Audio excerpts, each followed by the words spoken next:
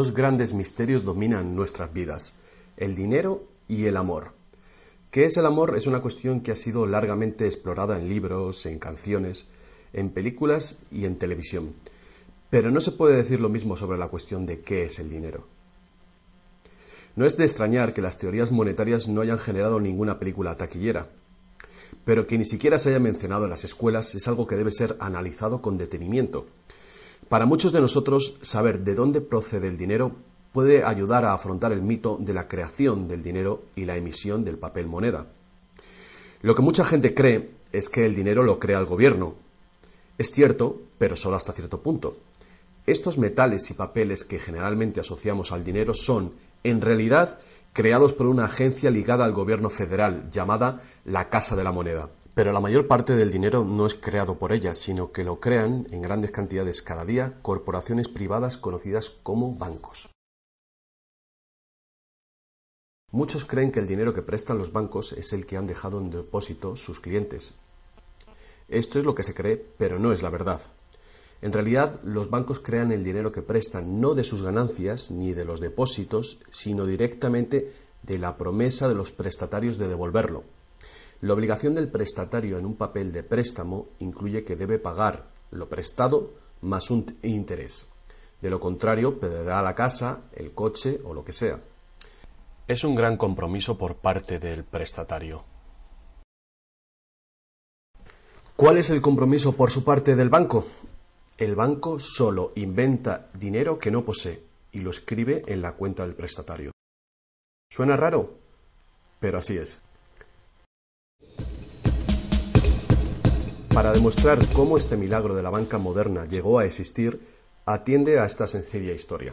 Es el cuento de los Goldsmith. Hace un tiempo, casi cualquier cosa se utilizaba como dinero. Tan solo tenía que ser portable y suficiente gente tenía que tener fe en que después se podría intercambiar por cosas que todo el mundo valorara, como comida, ropa, ollas, conchas, piedras preciosas, semillas de coco, bonitas piedras e incluso plumas. Todas ellas fueron utilizadas como dinero. El oro y la plata eran atractivas, ligeras y fáciles de llevar, así que algunas culturas se especializaron en trabajar estos materiales. Los trabajadores del oro, los Goldsmith, recuerda este nombre, lo pudieron convertir fácilmente en monedas, estandarizando las unidades de oro en función de su peso y de la pureza, hasta certificarlas. Para proteger su oro, los Goldsmith necesitaban una caja fuerte, y pronto sus vecinos llegaron a su casa para pedirles que les alquilaran un espacio donde guardar su dinero y sus joyas.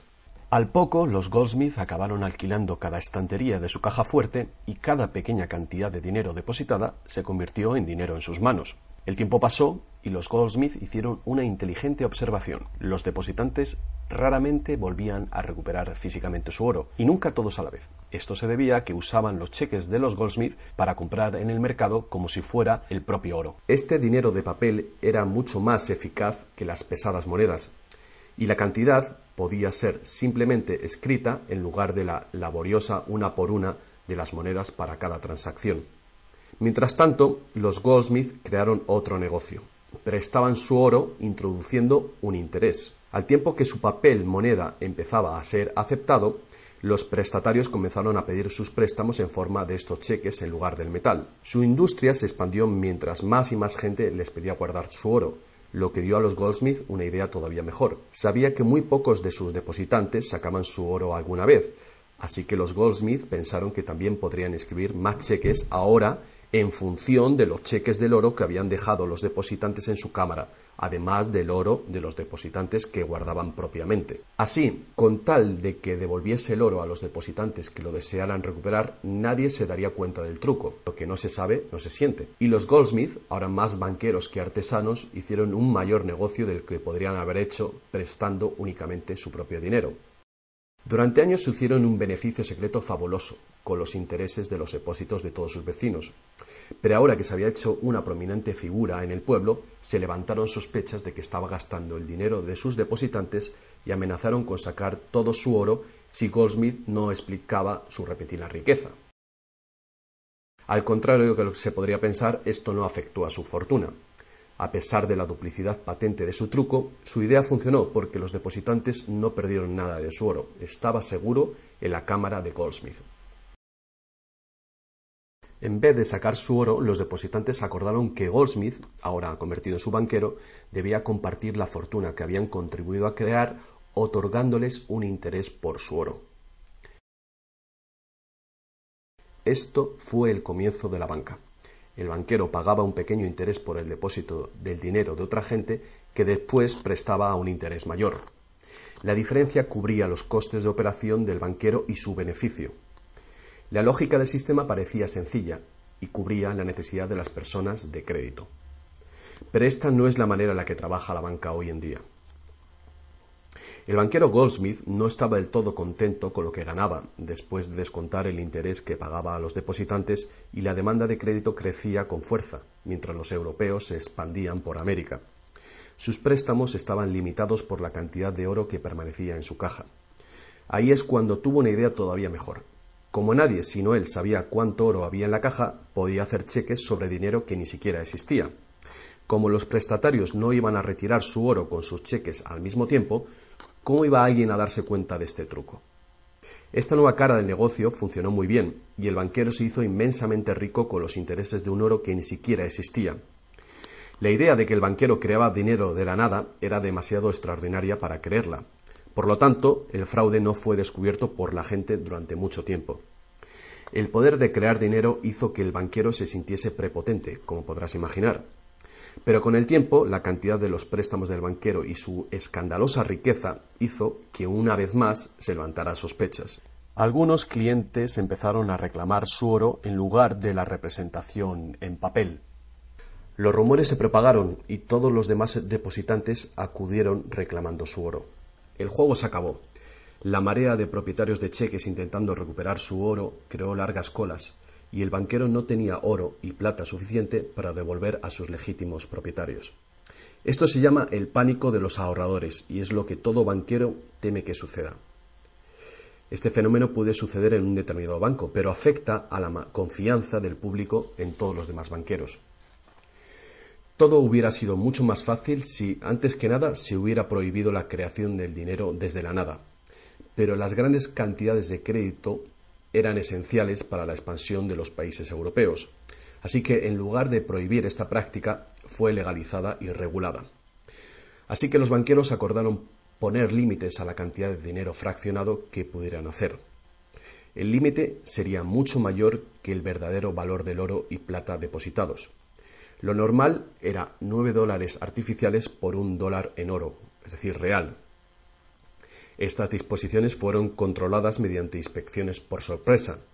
También se acordó que, en caso de un crack financiero, los bancos centrales apoyarían a los locales con inyecciones de dinero en oro. Solo si cracks en diferentes bancos al mismo tiempo se produjeran y la burbuja de créditos del Banco Central explotara, el sistema podría hacerse añicos y destruirse.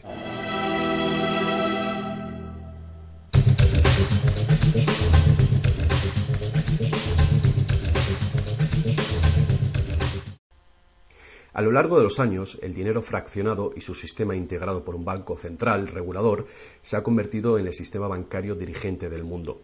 Al mismo tiempo, el sistema fraccional del oro apoyando al dinero como deuda ha desaparecido. La naturaleza básica del dinero ha cambiado. En el pasado, el billete de dólar era un recibo que te permitía cambiarlo por una cantidad de oro o plata determinadas. Ahora, un billete o dólar digital solo puede ser cambiado por otro billete o dólar digital. En el pasado, el crédito creado por los bancos privados solo existía en la forma de billetes de banco que la gente podía rehusar, como ahora se pueden rehusar otros cheques privados. En el presente, el crédito creado por bancos privados está legalmente aprobado que se convierta por dinero de flujo legal, es decir, los dólares, euros o libras que usualmente creemos que es dinero. El dinero de confianza, es decir, el fiat money, es dinero creado por decreto del gobierno, y la ley afirma que el público debe aceptar este dinero para todo tipo de deudas, o si no, los tribunales no considerarán la obligación de pagar esa deuda.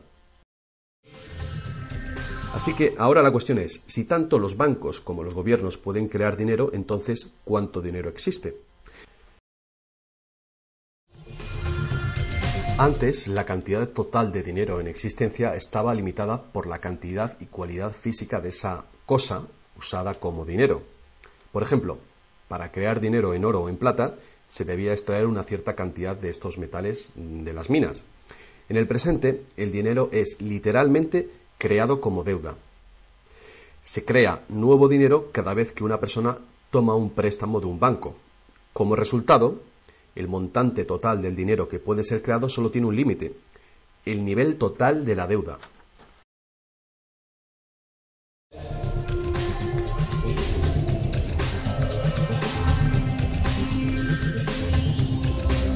Los gobiernos ponen una disposición adicional para limitar la creación de dinero, imponiendo reglas conocidas como requerimientos fraccionales de la reserva.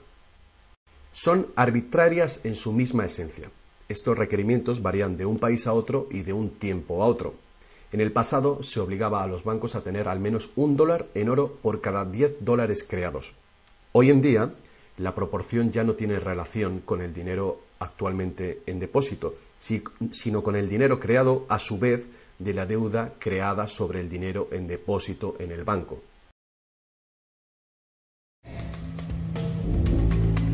Actualmente, las reservas de un banco consisten de dos cosas: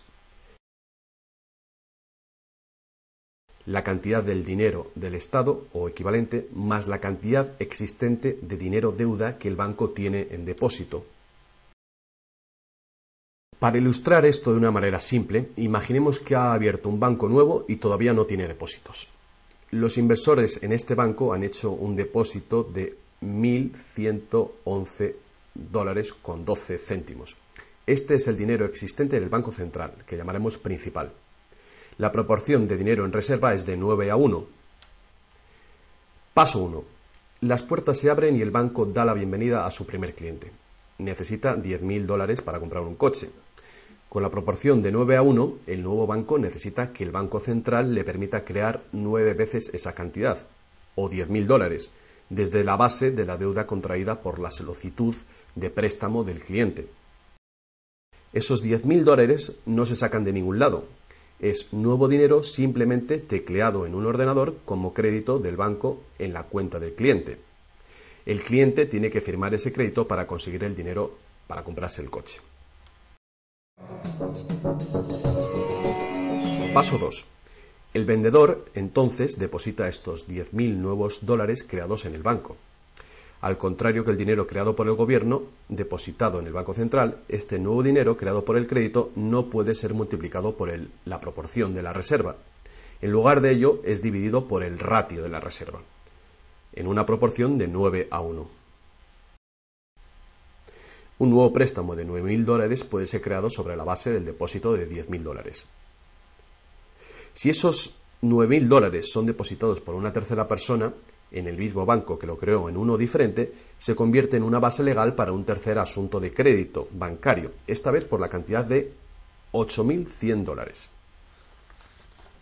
Al igual que con las muñecas rusas, cada nivel contiene un pequeño dólar dentro de otro pequeño dólar. Cada depósito contiene el potencial para otro pequeño crédito en una infinita serie decreciente. Si el dinero del préstamo creado no es depositado en el banco, el proceso se detiene.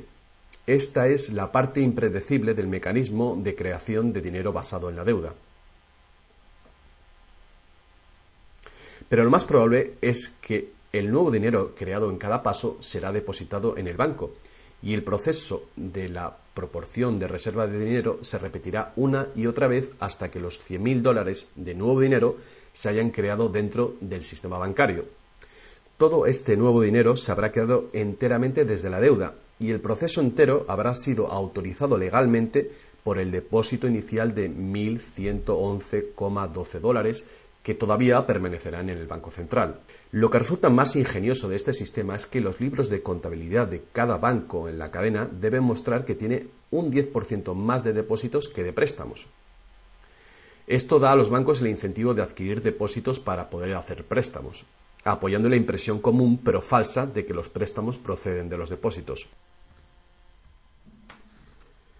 A menos que los sucesivos préstamos estén depositados en el mismo banco, no se podrá decir que algún banco en particular haya pasado su límite inicial de 9-1 creando deuda de la nada. De cualquier manera, el sistema bancario es un círculo cerrado. El crédito bancario que crea un banco se convierte en el depósito en otro y viceversa.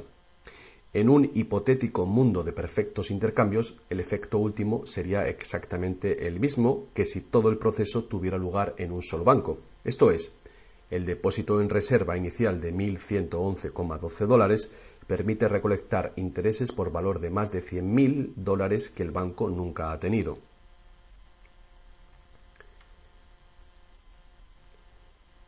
Si esto te resulta extraño, atiende esto. En tiempos recientes, como resultado de la presión de los lobbies bancarios, los requerimientos para hacer un depósito de reserva en el Banco Central prácticamente han desaparecido en la mayoría de los países. Y las proporciones de reserva pueden ser más altas que 9-1. Para algunas cuentas, 20-1 y para otras 30-1 son comunes. E incluso más recientemente, usando tarifas para los préstamos y así aumentar los ratios de requerimientos de reservas de los clientes, los bancos ahora han encontrado una manera de eludir las limitaciones de los requerimientos de la reserva fraccionaria por completo. Así que cuando las reglas son complejas, el sentido común real es bastante simple. Los bancos pueden crear tanto dinero como nosotros podemos pedir prestado.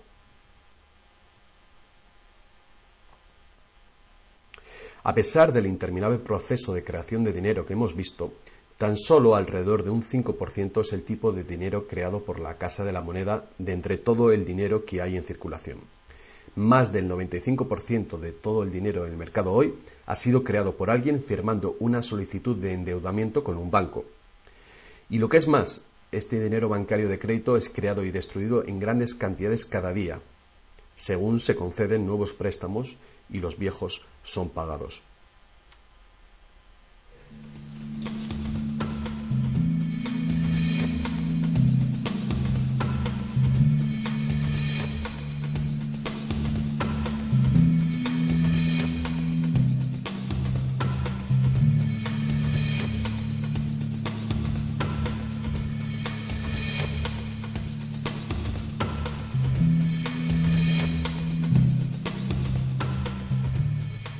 Los bancos solo pueden ejecutar este sistema del dinero con la participación activa del gobierno.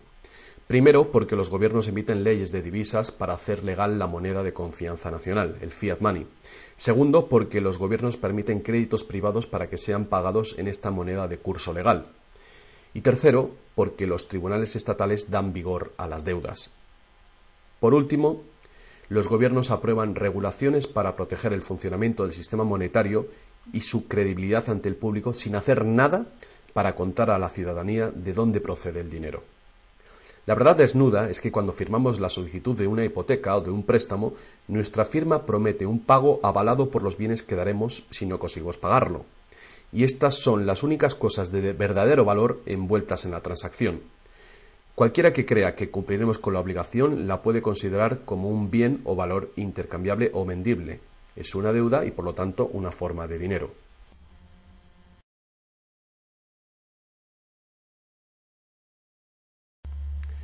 Es el dinero que el prestatario intercambia por lo que el banquero llama préstamo.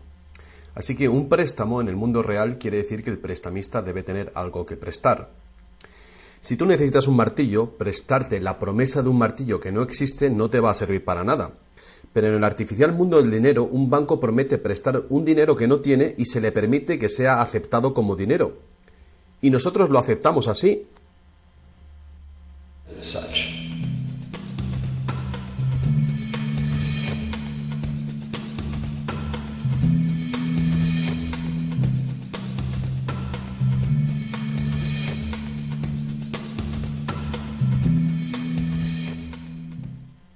Una vez que el prestatario firma la solicitud de préstamo, el banco lo consigna como una transacción en su ordenador, con unas cuantas claves, escribiendo una deuda del prestatario con el banco. Desde el punto de vista del cliente, se convierte en un préstamo de dinero en su cuenta, porque el gobierno permite que esta deuda del banco con el cliente se convierta en dinero gubernamental de confianza, el fiat money, que todo el mundo tiene que aceptar como dinero. Otra vez, la verdad básica es muy sencilla. Sin el documento que el prestatario firma, el banquero no tendría nada que prestar. ¿Alguna vez te has preguntado cómo todas las instituciones, el gobierno, las corporaciones, los pequeños negocios, las familias, pueden estar todos en deuda al mismo tiempo y por esas cantidades tan astronómicas? ¿Alguna vez te has preguntado cómo puede haber tanto dinero al mismo tiempo para prestar? Bien, ahora ya lo sabes. No lo hay. Los bancos no prestan dinero, simplemente lo crean de las deudas, y esa deuda es potencialmente ilimitada, tanto como la emisión de moneda. Y la situación opuesta también es verdadera. ¿No es asombroso que a pesar de la increíble riqueza de recursos, de innovaciones y productividad que nos rodean, casi todos, desde los gobiernos hasta las compañías y los individuos, estén en graves deudas con los banqueros?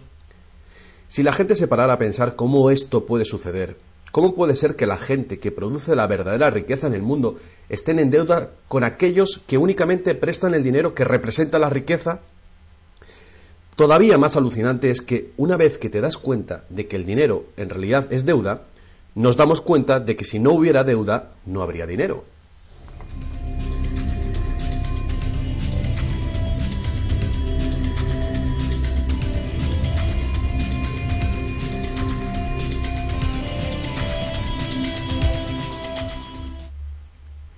Si esto es nuevo para ti, no eres el único. Mucha gente piensa que si todas las deudas se pagaran, el estado de la economía mejoraría. Es cierto a un nivel individual. Como tenemos más dinero para gastar cuando dejamos de pagar una deuda, pensamos que si todo el mundo pagara sus deudas, habría más dinero para gastar.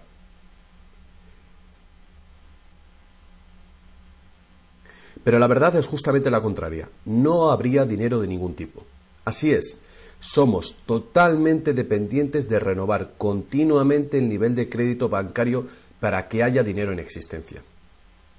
Sin préstamos no hay dinero, que fue justamente lo que pasó durante la Gran Depresión en Estados Unidos.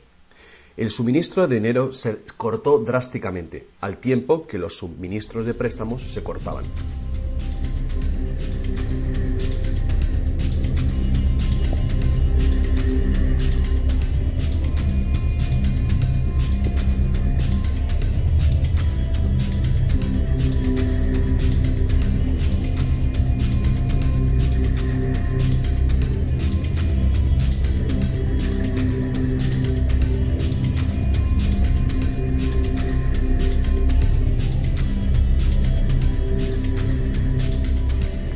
Pero eso no es todo. Los bancos solo crean la cantidad del dinero principal, no crean el dinero con el que pagar los intereses. ¿De dónde se supone que viene todo este dinero? El único lugar del cual los prestatarios pueden obtener el dinero para pagar los intereses es del total del dinero que hay en circulación. Pero resulta que casi todo ese dinero general ha sido creado de la misma manera. Es decir, como crédito bancario que tiene que ser pagado con más dinero de aquel con el que fue creado. Así que por todas partes hay prestatarios en la misma situación, intentando obtener el dinero para pagar tanto el dinero principal como el interés. Desde un fondo original, la piscina, que solo tiene dinero principal, es claramente imposible para cada uno pagar el dinero principal más los intereses, porque el dinero del interés no existe. Esto se puede expresar con una simple ecuación matemática.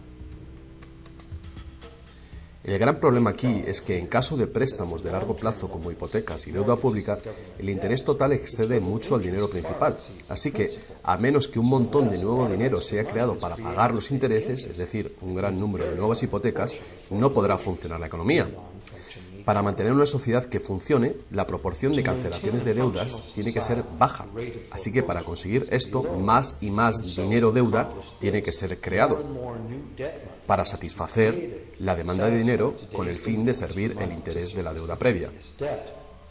Pero por supuesto, esto hace que el nivel de la deuda sea todavía mayor y que más intereses tengan que ser pagados, resultando en una escalable e imparable espiral de endeudamiento.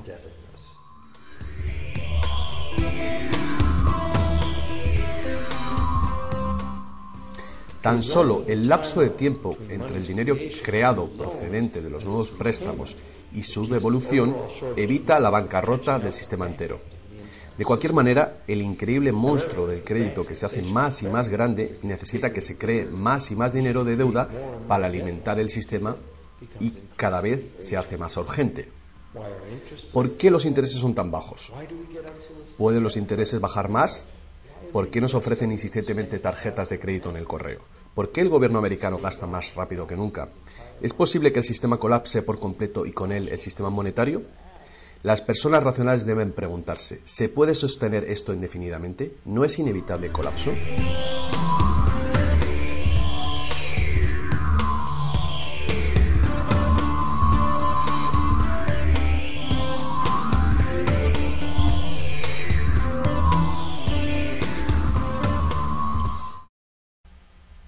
El dinero facilita la producción y el intercambio de bienes. Cuando el suministro de dinero se incrementa, el dinero se convierte progresivamente en menos valioso, a menos que el volumen de intercambios y de suministro de dinero crezcan en la misma proporción. Hasta que nos damos cuenta de esto, cuando escuchamos que la economía crece a un 3% por año, creemos que lo hace en una constante regular, pero no es así. El 3% de este año representa un 3% más de intercambio de bienes y servicios que hace un año, porque es un 3% del nuevo total. En vez de una línea recta como imaginamos sobre las palabras, es una curva exponencial que es cada vez más inclinada. El problema, por supuesto, es que el crecimiento perpetuo de la economía real requiere un perpetuo y escalable uso de los recursos naturales. Más y más cosas tienen que ir desde los recursos naturales hasta los basureros cada año para evitar que el sistema colapse. ¿Qué podemos hacer ante esta terrorífica situación? Una cosa, necesitamos un nuevo concepto del dinero.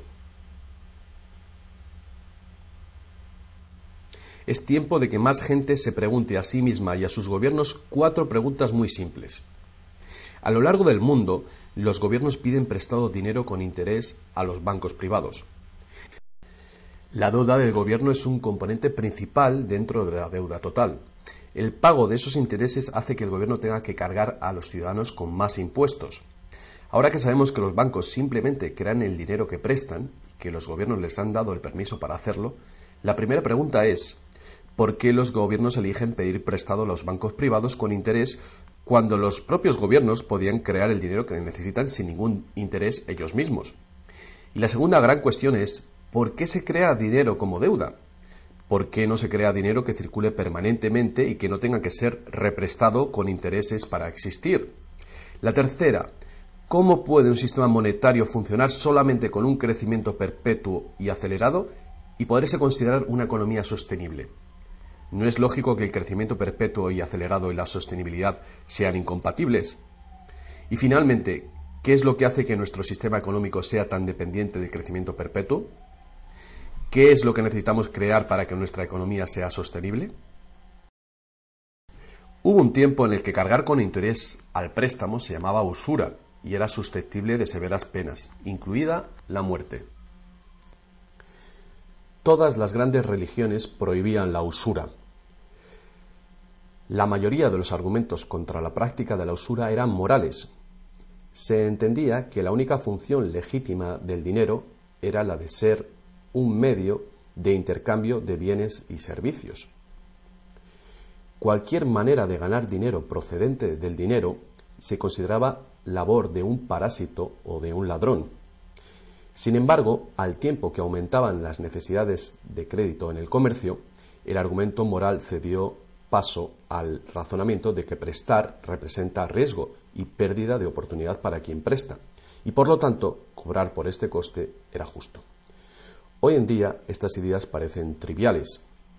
Actualmente, la idea de ganar dinero del dinero se considera la mejor ocupación que hay. ¿Para qué trabajar si tu dinero puede trabajar por ti? Sin embargo, para tener un futuro sostenible, queda claro que el cobro de interés es un problema moral y práctico al mismo tiempo. Imagínate una sociedad y una economía capaces de perdurar siglos porque en lugar de acaparar sus reservas capitales de energía, se autorrestringiera según sus ingresos actuales. Ya no cosecharía más madera que crezca en el mismo periodo. Toda la energía sería renovable, solar, eólica, gravitatoria, magnética, y las demás que se descubran. La sociedad se sostendría dentro de los límites de sus recursos, ya que reutilizaría o reciclaría todo y la población se mantendría. Tal sociedad no podría existir si estuviera dependiente de un sistema monetario que a su vez depende del crecimiento acelerado perpetuo. Tal economía sostenible necesitaría un sistema monetario también capaz de sostenerse sin crecimiento. Digamos que todo el dinero en circulación se representa por este círculo. Además, imaginemos que los prestadores de dinero también tienen dinero verdadero para prestar. Pero si algunas personas dentro del sistema empiezan a prestar dinero cobrando interés por ello, entonces su parte del suministro total del dinero aumentaría. Y si siguen prestando todo el dinero que se devuelva, cobrando siempre interés por ello, ¿cuál sería el inevitable resultado? Ya sea oro, dinero, confianza o de deuda, no importa, los prestadores de dinero acabarían con todo el dinero. Y después todos pasaríamos a estar en quiebra y ellos acabarían con toda la propiedad real. Solo si los beneficios de prestar dinero con interés fueran equitativamente distribuidos entre la población, se podría resolver este problema. Fuertes impuestos sobre los beneficios de los bancos podrían posibilitar este equilibrio, pero entonces no habría incentivo para los bancos.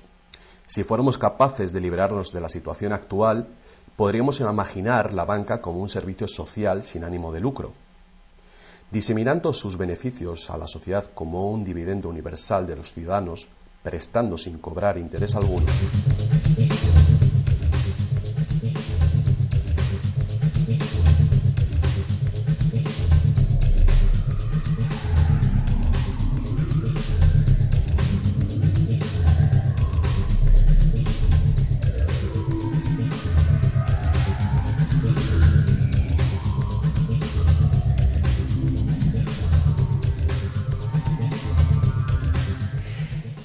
Si es la naturaleza fundamental del sistema lo que causa los problemas, correcciones al propio sistema jamás resolverán los problemas.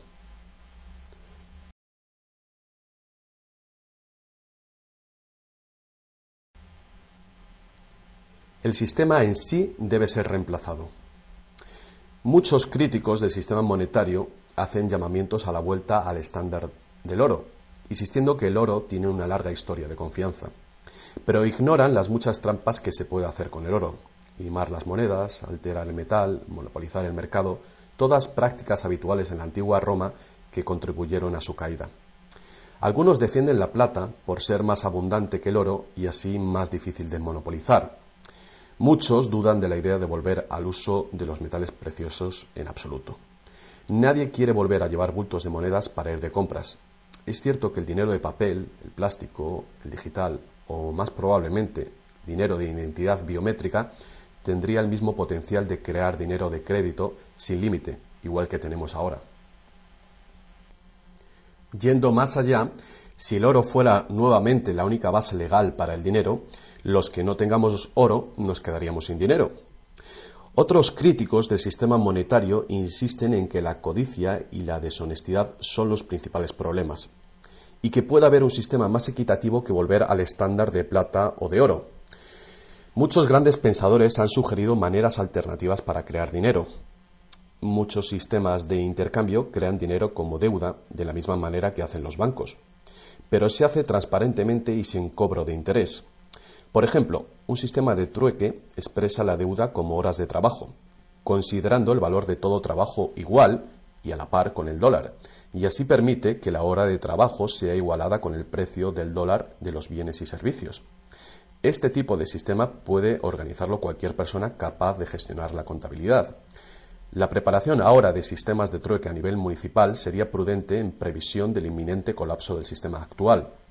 La reforma monetaria, al igual que la reforma electoral, es un tema muy polémico. Es una reforma que requiere una voluntad de cambio y de pensar fuera del cubículo habitual. La reforma monetaria, igual que la reforma electoral, no vendrá fácilmente, ya que los más privilegiados por el sistema existente actualmente harán todo lo posible para mantener sus ventajas. Ahora que hemos visto que el dinero es solo una idea y que en realidad el dinero puede ser cualquier cosa que concebimos, os presento un único sistema monetario para tu consideración. Este modelo está basado en sistemas que funcionaron bien en el pasado, sistemas en Inglaterra y en Estados Unidos que fueron destruidos por los banqueros Goldsmith con su sistema de reserva fraccional. Para crear una economía basada en dinero libre de interés, el dinero puede ser creado y gastado por el gobierno creando infraestructuras para la economía, tales como carreteras, puentes, ferrocarriles, puertos y mercados públicos. Este dinero no sería creado como deuda, sino como valor. Este valor serían las infraestructuras que pagaron con ello. Si este nuevo dinero proporciona más comercio, requiriendo su uso, no produciría inflación alguna. En el caso de que los gastos gubernamentales sí causaran devaluación o inflación, habría dos posibilidades para resolverlo. La inflación es equivalente a un impuesto plano sobre el dinero. No importa si el valor del dinero se devalúa en un 20% o si el gobierno nos quita con impuestos un 20%. El efecto en nuestro poder adquisitivo es el mismo. De esta manera, la inflación, en lugar de impuestos, podría ser políticamente aceptable con tal de que sea debidamente empleada. El gobierno podría contrarrestar la inflación recaudando impuestos y eliminando este dinero del mercado. Así reduciría el suministro de dinero y restauraría su valor. Para controlar la deflación, la caída de precios y sueldos, el gobierno sencillamente gastaría más dinero. Con la ausencia de la creación de dinero de deuda, el gobierno tendría más control del suministro del dinero del país y el público sabría a quién echar la culpa. Los gobiernos ascenderían y caerían según su capacidad para conservar el valor del dinero.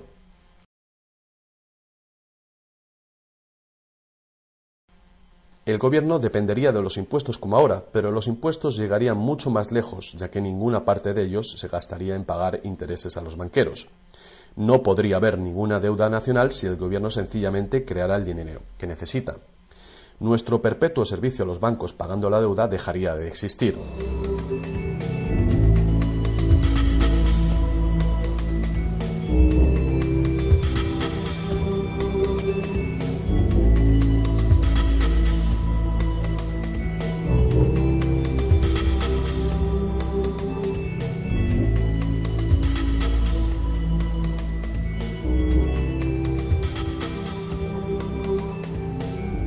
Lo que no nos han enseñado es que democracia y libertad son, de hecho, una forma ingeniosa de dictadura económica. Mientras toda nuestra sociedad dependa de un suministro de crédito bancario para sus necesidades monetarias, los banqueros serán quienes deciden quién tendrá el dinero que se necesita y quién no. And who doesn't.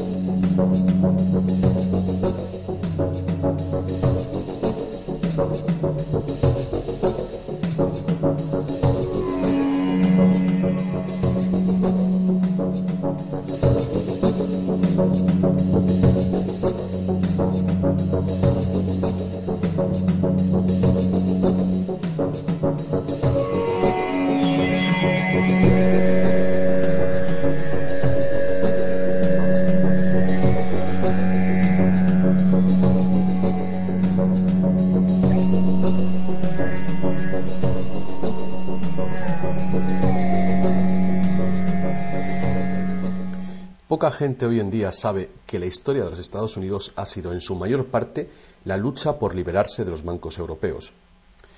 Esta lucha llegó a su fin en el año 1913, cuando el presidente Wilson ratificó el Acta de la Reserva Federal, permitiendo así al cártel de banqueros internacionales controlar el dinero de Estados Unidos.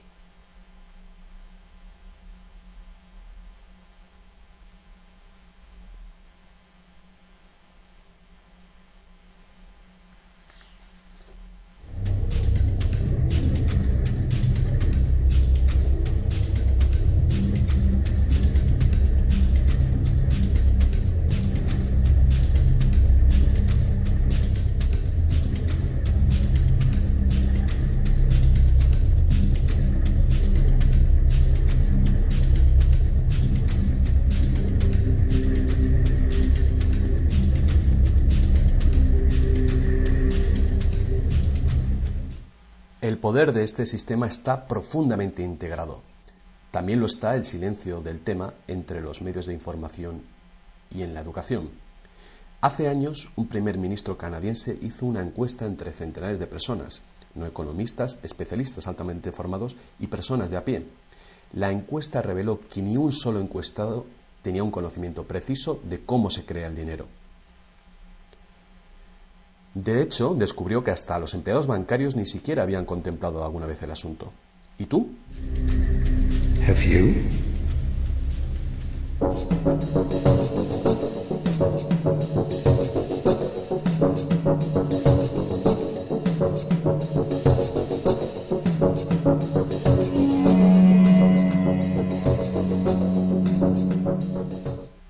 El sistema moderno de dinero como deuda nació hace más de 300 años, cuando un decreto real otorgó al primer Banco de Inglaterra el poder de emitir recibos de oro fraccionales con un modesto porcentaje de 2:1. Este porcentaje fue solo el principio, el primer paso. El sistema ahora es global, crea cantidades de dinero sin límites desde la nada y tiene a casi todos los seres humanos del planeta encadenados a una cadena de deuda que nunca puede ser pagada. ¿Pudo haber ocurrido todo por accidente o es una conspiración? Evidentemente, algo muy gordo se está jugando aquí.